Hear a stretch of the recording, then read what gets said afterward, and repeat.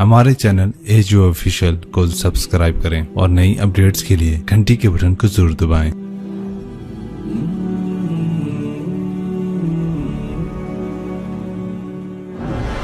ہجرت کے سفر راستے میں بھوک لگی تو رابغ ایک جگہ ہے، آج کا نام اس کا رابغ ہے۔ وہاں ایک خیمہ ملا، وہاں ایک بڑھیا بیٹھی تھی، تو اس سے کہا ماں جی ہم مسافر ہیں، کچھ کھانا مل جائے گا، ہم پیسے دیں گے۔ انہوں نے کہا بیٹا کھانا کہاں سے آیا، قحط کا زمانہ ہے، تو ہم تو مہمانوں سے پیسے نہیں لیتے، لیکن ہمارے پاس کچھ ہے ہی نہیں کھلانے کے لیے۔ تو آپ نے فرمایا یہ جو بکری کھڑی ہے اس کا میں دودھ نکال لوں؟ وہ کہنے لگی اس بکری میں تو جان ہی کوئی نہیں، صرف ماس، صرف وہ ہڈی اور کھال ہے، گوشت ہے ہی کوئی نہیں، اور یہ بیمار تھی لہذا یہ چرنے بھی نہیں گئی، تو کہاں سے دودھ نکالو گے؟ کہا اجازت دے دیں اگلا میرا کام کا تو کر لو۔ تو اب چونکہ عرب کی زلزلہ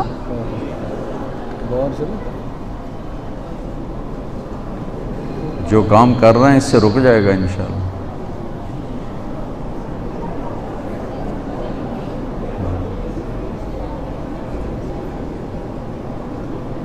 لا الہ الا انت سبحانک انی کنت من الظالمین۔ پڑھیں لا الہ الا انت سبحانک انی کنت من الظالمین، لا الہ الا انت سبحانک انی کنت من الظالمین، لا الہ الا انت سبحانک انی کنت من الظالمین، لا الہ الا انت سبحانک انی کنت من الظالمین، لا الہ الا انت سبحانک انی کنت من الظالمین۔ رک گئے؟ رک یہ اللہ کبھی کبھی زمین ہلاتا ہے کہ بندے دے پتر بن جاؤ، پیسے دے پیچھے ایمان نہ بیچو، بندے دے پتر بن جاؤ۔ اذا زلزلہ تو آگے آنے والا ہے، اذا زلزلت الارض زلزالها اخرجت الارض اثقالها وقال الانسان ما لها۔ جب زمین پر آئے گا ایک خوفناک زلزلہ، یوم ترجف الراجفہ تتبعها الرادفہ قلوب یومئذ واجفہ ابصارها خاشعہ۔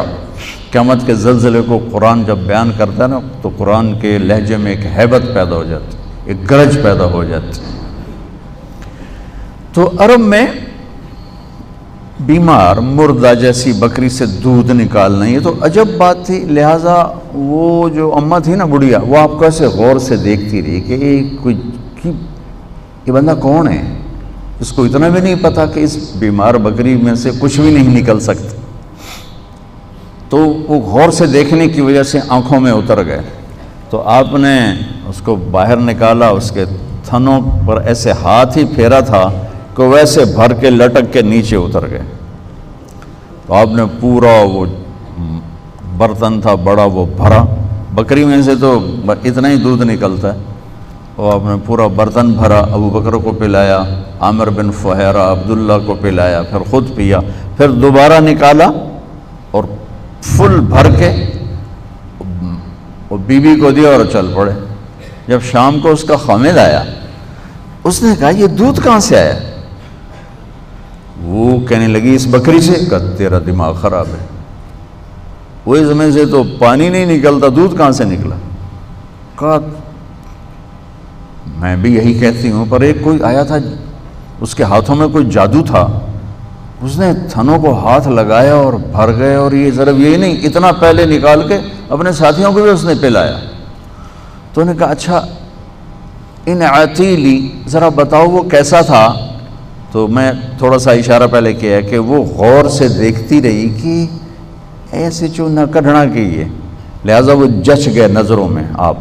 تو اب اس نے آپ کا حلیہ بیان کیا، سبحان اللہ، آپ کے حلیے پر پوری کتابیں ہیں، لیکن جو لفظ یہ ماں بولی ہے نا، کسی ایک نے ایسے لفظ نہیں بولے، ایک نے، حالانکہ بڑے بڑے حضرت علی جیسی ہستیوں نے اب ہمارے نبی کا حلیہ بیان کیا ہے، جو سب سے بڑے فصیح انسان تھے اللہ کے نبی کے بعد، لیکن اس ماں جیسا کوئی نہیں بیان کر سکا۔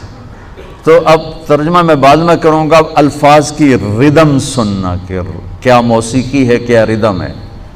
کہنے لگی رأیت رجلا ظاہر الوضاء ابلج الوجه حسن الخلق لم تعبه ثجلة ولم تزر به سعلة وسيم قصيم في عينيه دعج في أشفاره وطف في لحيته كثافة في صوته سحل في عنقه سطع أزج أقرن أحور أكحل إن تكلم علاه البهاء وإن سكت علاه الوقار كأن من حلو المنطق لا فصل ولا نظر كأن منطقه خرزات نظم ينحدرن یا يتحدرن فهو اندر الثلاثہ۔ کوئی اندازہ ہوا کہ کس طرح ایک جیسے گرتی آبشار ہو، ظاہر الوضاء ابلج الوجه حسن الخلق۔ کہنے لگی ابو معبد کیا بتاؤں، مجھے یوں لگا جیسے 14ویں کا چاند ہی کپڑے پہن کے زمین پہ اتر آیا۔ کیا ابلج الوجه، مجھے لگا جیسے 14ویں کے چاند نے کپڑے پہن کے زمین پہ آ کے ڈیرا لگا لیا۔ چمکتا چہرہ، نورانی چہرہ، سر سے لے کر پاؤں تک حسن ہی حسن،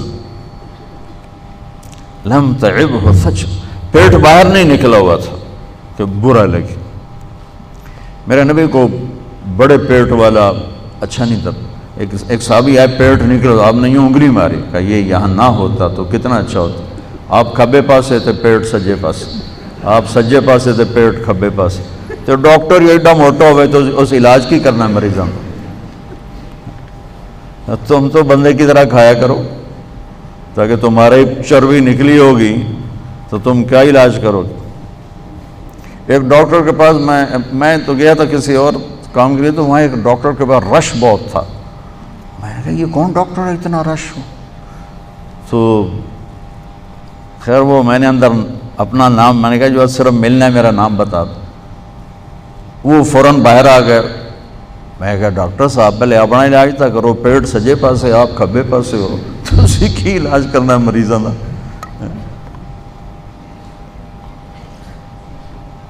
میرے نبی کا پیٹ برابر سے، لم تعبہ فجل ولم تزر بہ سعلہ، اور اتنے دبلے بھی نہیں تھے کہ بے روب ہو جائیں، اتنے دبلے بھی نہیں تھے کہ بے روب ہو جائیں، اور ایسے بھدے بھی نہیں تھے کہ پیٹ باہر نکلا ہوا ہو۔ فی عینیہ دعج، آنکھیں بڑی خوبصورت۔ میرے نبی کی آنکھوں کے بارے میں کتنے الفاظ ہیں؟ ادعج، اشکل، اکحل، احور، اہدب، انجل، ابرق۔ سبحان اللہ۔ اور 7 لفظوں کا ایک مطلب ہے کہ کائنات میں ایسی حسین آنکھ اللہ نے کسی کی نہیں بنائی تھی۔ اب کی آنکھوں میں آنکھیں ڈال کے کوئی دیکھ نہیں سکتا تھا۔ آپ یوں دیکھا کرتے تھے اپنے ساتھ، ایسے یوں نہیں دیکھتے، ایسے دیکھتے تھے۔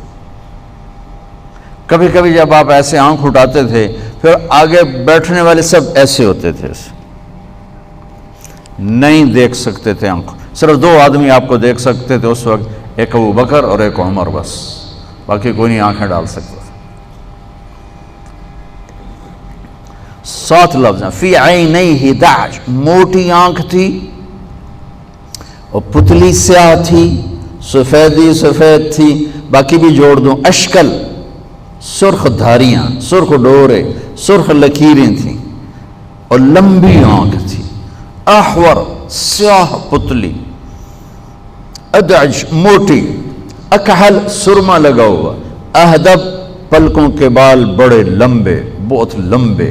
یہ میرے نبی کی آنکھوں کا حسن ہے جو مختلف صحابہ نے بیان کیا، تو میں نے وہ سارا اکٹھا کر کے آپ کو بتا دیا، لیکن ماں جی نے کہا فی عینیہ دعج، اس لفظ دعج میں اس نے یہ ساری صفات کو اکٹھا کر کے بتایا کہ ان کی آنکھیں ایسی خوبصورت تھیں، فی اشفارہ وطف، ان کی پلکیں بڑی دراز تھیں، فی صوتہ سحل، آواز میں ایک پکڑ تھی، آواز دل کو پکڑتی تھی، دل کو کھینچ لیتی تھی۔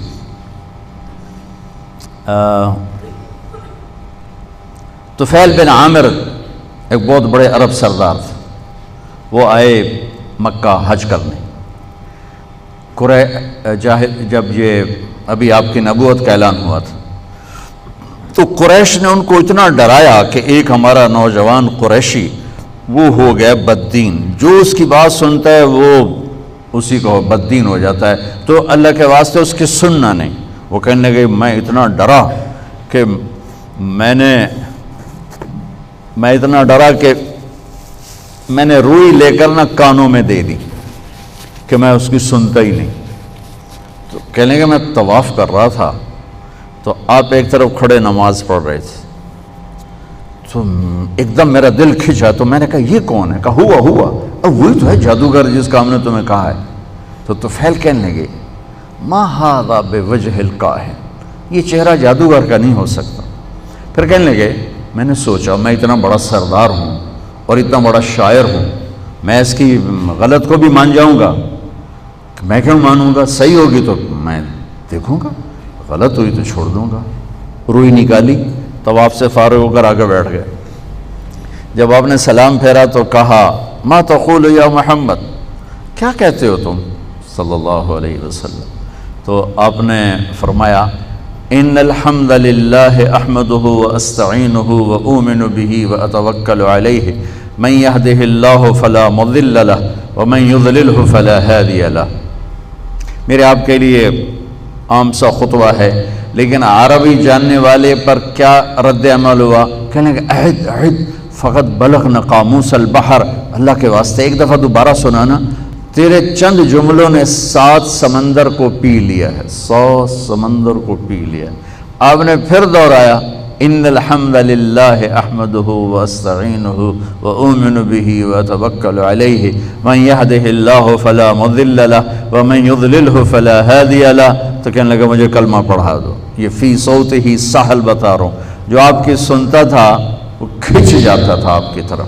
تو وہ ماں جی کہنے لگی فی صوتہ سحل، آواز میں ایک کشش، آواز میں ایک پکڑ، ایک گرپ، ایک گرفت، ایک ہیبت بھی، جلال بھی، جمال بھی، لطافت بھی، ہیبت بھی۔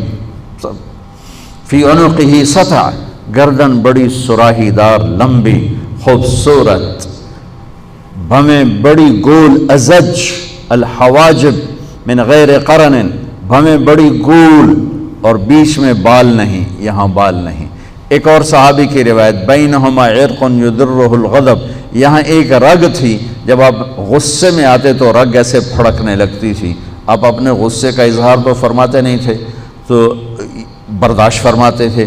برداشت میں باڈی کا جو ریئیکشن تھا اس میں یہاں ایک رگ تھی جو پھڑکنے لگتی تھی، یہ آپ کے غصے کی نشانی ہوتی تھی۔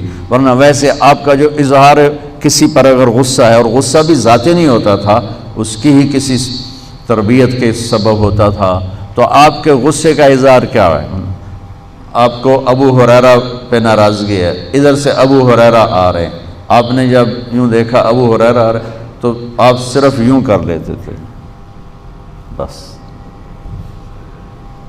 آپ نے دیکھا آپ کو حضرت انس پہ ناراضگی ہے، فرض کرو تو ادھر انس آ رہے ہیں تو آپ یوں دیکھ کر آپ یوں ہو جاتے تھے، بس۔ اتنا میرے نبی کا غصے کا اظہار تھا، سبحان اللہ اکبر۔ ہو